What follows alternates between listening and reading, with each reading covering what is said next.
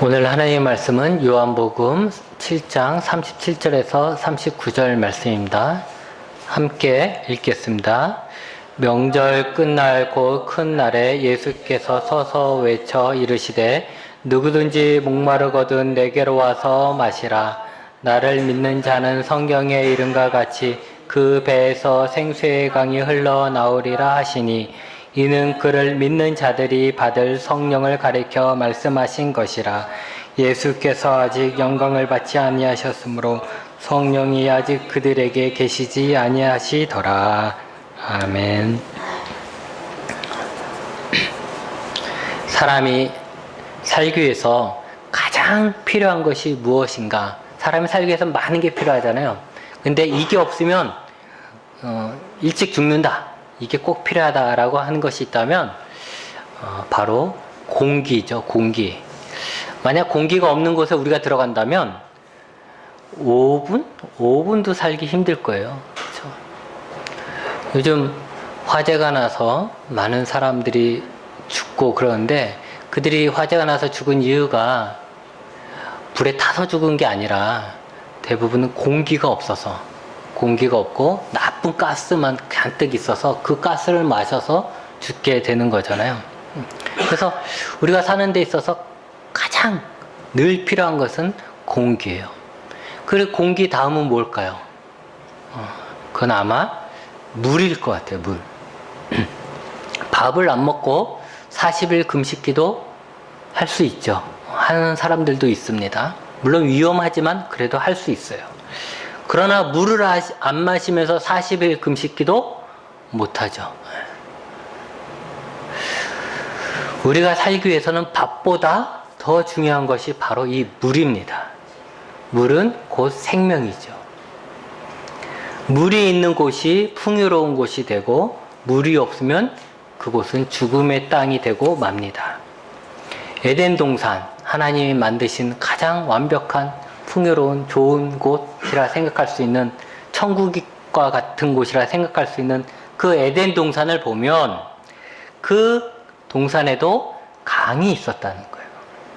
그 강이 에덴 동산을 다 적시고 갈라져서 4개의 커다란 강의 근원이 되었습니다. 그만큼 에덴 동산에 물이 풍부했던 거죠. 인류의 문명이 시작된 곳, 처음에 인류의 문명이 시작되었다고 생각하는 곳은 그 위치나 풍토는 다 다르지만, 기온 같은 건 다르지만 공통된 것이 하나 있다면 바로 큰 강을 끼고 있다는 거예요. 여러분이 아무리 넓은 땅을 가지고 있다고 해도 그곳에 물이 없다면 그 땅은 그냥 버려진 땅이 됩니다.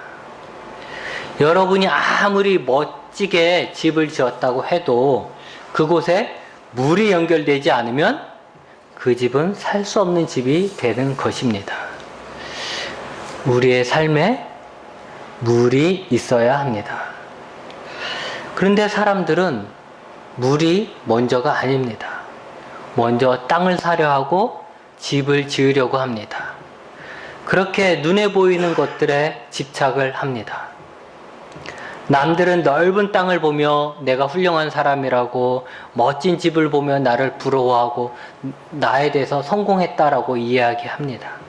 그러니 우리가 일단은 눈에 보이는 것이 중요한 거죠. 다른 사람에게 내가 어떻게 보이냐, 이게 중요한 거예요. 그런데 그 집에 물이 들어오지 않고 그 땅에 물이 없다는 것은 다른 사람은 알지 못하는 거예요. 그냥 단지 바깥 사람이 봤을 때만 넓은 땅, 큰 집, 이게 중요한 것이죠. 근데 여러분, 내가 자녀를 많이 낳으면 뭐합니까? 그 자녀들이 물이 없는 사막과 같은 삶을 산다면, 내가 많이 배워서 박사가 되는 것이 뭐가 중요합니까? 내 안에 물이 없는데. 내가 많은 재산을 가지고 있거나 출세한 것이 뭐가 그리 중요합니까? 내 안에 물이 없다면 그 모든 것들이 있어도 나는 목마르는 그 갈증에 허덕이다가 죽고 말게 될 것입니다. 사실 돌아보면 자살하는 사람들이 다 다 우리보다 못 배우고 못 가지고 자식이 없어서 자살하는 거 아닙니다. 우리보다 더 멋진 집에서 살고 많은 재산을 가지고 여행을 많이 다녔어도 그 삶 속에 물이 없어 갈급한 삶을 살고 그 갈급함을 채우지 못하게 되면 결국 죽게 되는 것입니다. 그러기에 내가 정말 코딱지만한 땅이 있어도 그 땅에 물이 흐르면 행복한 것입니다. 내가 조그마한 집에 살아도 그 집에 물이 들어오면 그 집이 살 수 있는 집이 되는 것입니다. 남들에게 자랑할 수 있는, 남들이 보기에 좋은 그런 땅과 집이 중요한 것이 아니라 내 삶에 생명이며 풍요로움을 가져오는 물이 있어야지만 살맛 나는 인생이 되는 것입니다. 사람들도 알아요. 물이 있어야 한다는 것을 안다는 거죠. 그래서 사람들은 스스로 물 웅덩이를 팝니다. 그리고 물을 저장해서 그 물로 살려고 합니다. 제가 몇 년 전에 선교 여행으로 인도에 갔을 때 제가 충격적인 것을 본 것이 있습니다. 물론 인도가 넓으니까 인도 전체가 그런 것은 아니지만 잘 사는 사람들은 또 잘 살죠. 그러나 대부분 시골이라든가 지방들을 보면 다 그런 것 같아요. 이렇게 길을 가다 보면 집들이 있어요. 좋은 집도 있고 안 좋은 집, 판잣집처럼 있는 집들도 있어요. 집들이 그냥 다닥다닥다닥 이렇게 길 옆에 이렇게 붙어 있습니다. 근데 그 집들 앞에 뭐가 있냐면 웅덩이가 있어요. 웅덩이. 이렇게 웅덩이. 근데 그 웅덩이는 그냥 여러분 옛날 생각하면 똑같아요. 그냥 웅덩이. 땅에 파져 있는 웅덩이. 그냥 흙탕물이라는 거죠. 흙탕물. 나중에 어디 옮겨가다가 강을 지나가게 됐는데 그 강도 큰 강인데 그 강도 그냥 흙탕물이에요. 흙탕물. 이 원주청처럼 이렇게 깨끗한 물이 아니라 이렇게 속에 보이는 그런 물이 아니라 그냥 흙탕물이에요. 흙탕물. 그래서 집 앞에 왜 이렇게 흙탕물이 있느냐 했더니 그 흙탕물, 그 웅덩이에 몸을 씻고 음식을 씻고 그 물을 마신다는 겁니다. 바깥에 있는 웅덩이이기 때문에 지나가는 개가 들어와서 그 물을 같이 마셔요. 또 거긴 소들도 막 있잖아요. 소들도 들어가서 마시죠. 당장에 물이 없으면 죽으니까 그 물을 마시지만 그들은 그런 오염된 물을 마셨기에 일찍 병에 걸려서 죽습니다. 그래서 인도 사람들의 평균 수명이 짧아요. 우리나라의 평균 수명이 늘어났잖아요. 많이 늘어났는데 그 이유가 좋은 약이 많이 발명되어서라기보다는 우리의 삶의 환경이 깨끗해졌기 때문입니다. 우리가 깨끗한 물을 마실 수 있게 되었고 깨끗한 물로 우리가 자주 씻게 되니까 위생상 우리가 건강해진 거예요. 그래서 생명이 늘어난 것이죠. 여러분, 우리에게 필요한 거 그건 물입니다. 그런데 그냥 물이 아니라 깨끗한 물입니다. 하나님께서 이스라엘을 책망하실 때, 예레미야를 통해서 책망하실 때 이런 말씀을 하셨습니다. 함께 읽어볼까요? 내 백성이 두 가지 악을 행하였나니 곧 그들이 생수의 근원되는 나를 버린 것과 스스로 웅덩이를 판 것인데 그것은 그물을 가두지 못할 터진 웅덩이들이니라. 네. 사람들이 생수의 근원을 버렸고 터진 웅덩이를 만들었다는 거예요. 생수의 근원은 그냥 샘물이라고 생각하면 될 것 같아요. 그 샘물은 어떻습니까? 늘 깨끗한 물이 계속해서 나오는 거예요. 웅덩이라는 것은 말 그대로 빗물을 가두려고 땅에 웅덩이를 판 것이죠. 제가 인도에서 봤던 그런 흙탕물이 아마 그곳에 담겨질 것입니다. 그런데 그것도 터져서 제대로 물을 모으지 못한다라는 것이죠. 이스라엘 사람들이 하나님을 떠나고 이방신이나 이방 나라를 의지하는 모습은 깨끗한 물을 계속 마실 수 있는 그런 샘물을 묻어버리고 흙탕물이라도 마시려고 웅덩이를 만들었다는 거예요. 그런데 그것조차도 터져서 만족스럽게 먹지도 못하는 그런 상황과 같다라는 거예요. 여러분, 사람이 밥만 먹고 살지 못합니다. 사람은 동물과 달리 삶에 만족이 있어야 돼요. 내가 살아가는 게 만족스러워야죠. 하나님을 떠난 사람은 흙탕물을 찾아 마시는 사람과 같습니다. 결국은 쾌락, 자기만족, 이기심, 허무함으로 이어지는 것입니다. 하나님을 떠난 사람들에게 나타나는 현상 중 하나가 바로 이 성적인 타락입니다. 하나님에게서 받을 수 없는 그 만족을, 하나님을 떠났으니까 하나님 주시는 만족을 내가 받을 수 없잖아요. 그러니까 이 만족을 성적인 타락에서 찾는 것입니다. 그러나 그것은 곧 스스로 흙탕물을 마시는 것과 같고 채워지지 않는 터진 웅덩이를 찾는 것과 같은 것입니다. 유럽도 그렇고 미국도 그렇고 우리나라도 마찬가지죠. 이곳이 다 대부흥이 일어났던 곳 아닙니까? 하나님을 믿는 하나님의 역사가 많이 일어나서 하나님 믿는 사람들이 많아졌던 곳이에요. 교회들 많이 생겼던 곳이고. 그런데 그런 곳이 유럽이나 미국이나 우리나라나 이제 하나님을 믿는 사람들이 계속 줄어드는 거죠. 그러면서 하나님을 믿는 사람들이 계속 줄어들면서 늘어나는 것은 성적인 타락입니다. 성적인 타락은 가정을 파괴합니다. 가정에서 보호받아야 할 아이들이 보호받지 못하게 됩니다. 또 성적인 타락은 마약을 끌고 들어옵니다. 사람들이 왜 마약을 그리 많이 사겠어요?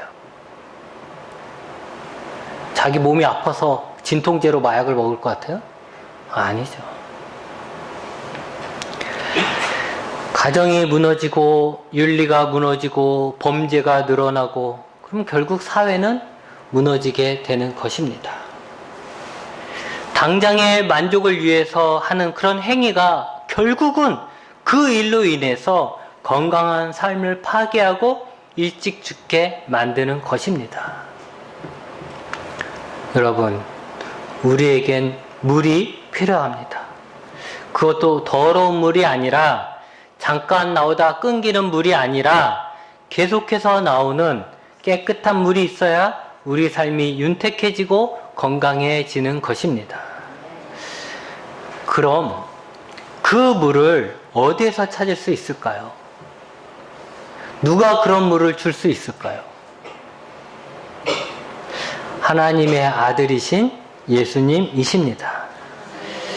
오늘 말씀에 예수님은 목마른 자들을 초청했습니다. 내게로 와라. 그리고 마셔라. 얼마냐고요? 돈 안 받습니다. 돈 없어도 그냥 와서 공짜로 마시라는 것입니다. 목마르다고 흙탕물 뒤지지 말고 예수님께 와서 마십시오. 예수님을 믿는 자는 그 배에서 생수의 강이 흘러나올 것입니다. 이 생수의 강은 성령님을 비유로 말씀하신 것이지요. 성령님은 생수의 강과 같은 분입니다. 성령님은 우리에게 생명과 윤택함과 풍요로움과 만족을 주십니다. 우리의 목마름을 해결해 주십니다. 성령님이 우리 안에 계시면 우리는 행복한 삶을 살 수 있습니다. 그런데 그 성령님을 우리가 소유하기 위해선 예수님을 믿어야 합니다. 예수님을 믿는 자만이 성령님을 만날 수가 있습니다. 그러기에 예수님을 믿는 우리가, 성령님을 간직한 우리가 가장 행복한 사람이 되고 항상 웃는 얼굴이 되고 자신감 있고 생동감 있는 사람이 되는 것입니다. 그럼 옆 사람의 얼굴을 한번 보십시오. 여러분 옆 사람의 얼굴 한번 보세요. 옆 사람의 얼굴이 그런 얼굴입니까? 예수님 믿는데 우리가 그렇게 만족스럽고 생동감 있는 그런 얼굴입니까? 기쁨이 있고 생명력이 막 넘쳐나는 것 같습니까? 문제는 이거라는 거예요. 예수님을 믿으면 생수의 강이 흘러나올 것이라고 하셨는데, 예수님을 믿는 우리의 몇몇 표정은 생수의 강이 흘러나오는 그런 표정이 아니라 흙탕물도 못 마신 그런 얼굴이라는 거예요. 왜 그럴까요? 무엇이 문제일까요? 예수님이 하신 말이 거짓말일까요? 내 안에 생수의 강이 없는 것일까요? 내 안에 생수의 강이 없다는 것은 내가 예수님을 안 믿는다는 건가? 그러면 내 믿음이 어떻게 잘못되었다는 건가? 아니면 내 안에 생수의 강이 있었는데 지금 다 말라버린 건가? 솔직히 이런 고민을 하게 되죠. 그렇죠? 말씀을 읽고 솔직하게 말씀을 자기에 비춰보면 이런 고민을 할 수가 있어요. 근데 저는 두 번의 최근의 경험을 통해서 그 이유를 이렇게 생각합니다. 한 번은 교회 주방에 물이 나오지 않았습니다. 잘 나오던 물이 졸졸거리더니 갑자기 나오지가 않는 거예요. 그래서 저는 덜컥 걱정을 했죠. 왜 물이 안 나올까? 상수도관이 고장이 났나? 아니면 교회 배관이 고장이 났나? 그러면 어떻게 고쳐야 하나? 그래서 교회 바닥을 막 다 뜯어야 하는데, 그러면 어떻게 돼요? 공사가 너무 커지잖아요. 공사 커지면 시간도 비용도 많이 들 텐데, 그러면 이제 건물주한테 내가 전화를 해야 되나 말아야 되나, 뭐 어떤 업체에게 의뢰를 해야 이걸 다 공사를 할까, 막 이런저런 생각을 하는 거죠. 그렇게 오만 가지 걱정을 다 하면서 한숨을 푹푹 쉬다가 다른 교회 장로님 중에 교회를 관리하시는 분이 계셔서 일단 제가 그분에게 전화를 해서 사정을 했습니다. 이래 이런 상태이다. 그랬더니 그분이 조금 뒤에 스패너 하나 들고 오더니 이것저것 보시더니 수도꼭지가 고장났다고 철물점에서 사오라는 거예요. 수도꼭지 한 10,000원 정도 주고 사왔더니, 그래서 교체했더니 물이 잘 나오더라고요. 저는 물이 나오는 그 수도꼭지가 고장났을 거라는 생각은 전혀 하지 못하고 배관이나 상수도 이런 큰 것들만 생각한 거죠. 내 인생에 생수의 강이 흐르지 않는 것은 생수의 강에 문제가 있는 것도 아니고, 내 인생에 커다란 실수나, 내가 커다란 실수나, 아니면 하나님 앞에 회개 용서받지 못하는 커다란 죄를 지어서 그런 것도 아니고, 어쩌면 작은 문제 때문에 생수가 우리에게 흘러나오지 못한다는 것을 알게 되었습니다. 또 다른 경험은 지난주에 있었던 일이죠. 토요일에 와서 보니까 물이 안 나오는 거예요. 화장실은 말할 것도 없고 주방과 사무실에 물이 안 나오는 거예요. 수도 계량기도 동파되었더라고요. 그래도 예전에 경험이 있지 않습니까? 그래서 큰 걱정을 안 했어요. 그냥 계량기나 교체하고 시간이 좀 흐르면 물이 나오겠지라고 생각했어요. 그래서 철물점 아저씨에게 전화를 해서 이래저래 하니까 계량기 좀 교체해달라. 얼마냐? 라고 물었어요. 그랬더니 그분이 말씀하시길 계량기만 교체해서는 물이 안 나온다는 거예요. 배관이 다 얼었을 테니까, 지난주에 너무 추웠잖아요. 길게. 그러니까 배관이 다 얼었을 테니까 얼은 것을 다 녹여야 하는데 이것이 시간과 비용이 많이 든다는 거예요.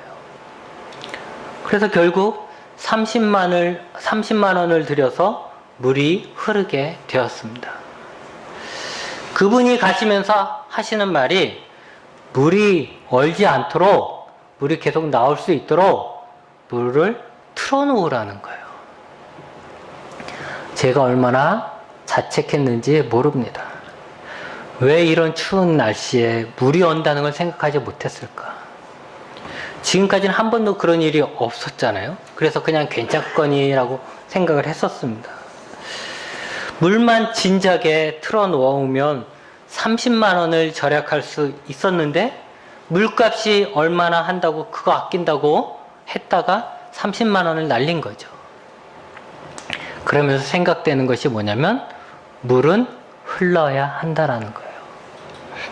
물을 막아 놓으면 강추위가 왔을 때 물이 얼어서 나오지 못하지만 물이 조금이라도 계속해서 흐르고 있다면 물방울이 계속해서 떨어지고만 있어도 물은 얼지 않고 계속 나온다는 것이죠. 우리에게 생수가 나오지 못하는 것은 물이 막혀서 그런 거예요.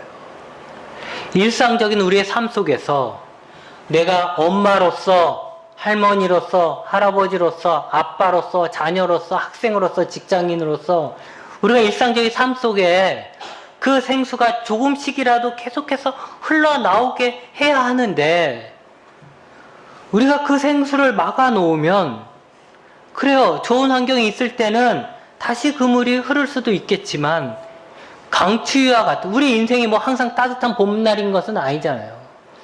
강추위와 같은 어려운 환경에 처했을 때는 그 생수는 나오지 못한다는 거예요.